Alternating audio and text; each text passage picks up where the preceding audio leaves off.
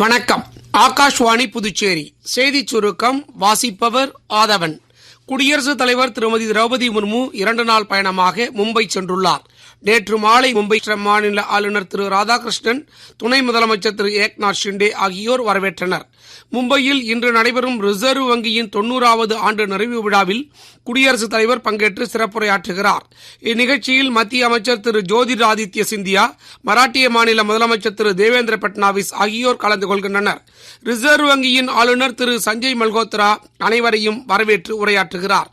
தமிழ்நாட்டில் உள்ள ஆதிதிராவிடர் விடுதியில் தங்கி பயிலும் மாணவர்களுக்கான உணவுப்படியை 1500 5000 ரூபாயாக உயர்த்த வேண்டும் என்று பாரதிய ஜனதா மாநில தலைவர் திரு அண்ணாமலை தமிழக அரசை சமூக வலைதள பதிவின் மூலம் கேட்டுக் கொண்டுள்ளார்.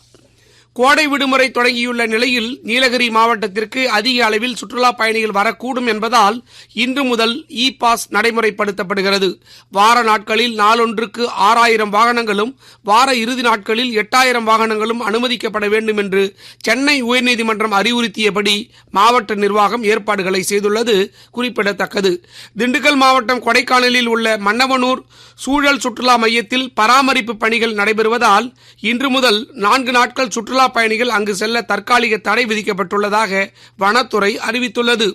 மார்க்சிஸ்ட் கம்யூனிஸ்ட் கட்சியின் 24வது அகில இந்திய மாநாடு மதுரையில் உள்ள தமுக்கம் மைதானத்தில் இன்று தொடங்கி வரும் 6ஆம் தேதி ஞாயிற்றுக்கிழமை வரை நடைபெற உள்ளது. இம்மாநாட்டில் பங்கேற்பதற்காக நாடு முழுவதிலிருந்தும் அக்கட்சியினர் மதுரைக்கு வந்துள்ளனர். மாநாட்டை ஒட்டி கண்காட்சி மற்றும் சிறப்புரை நிகழ்ச்சிகளுக்கு ஏற்பாடு செய்யப்பட்டுள்ளதாக அக்கட்சி தெரிவித்துள்ளது. இத்துடன் இந்த செய்திச் சுருக்கம் நிறைவு பெறுகிறது.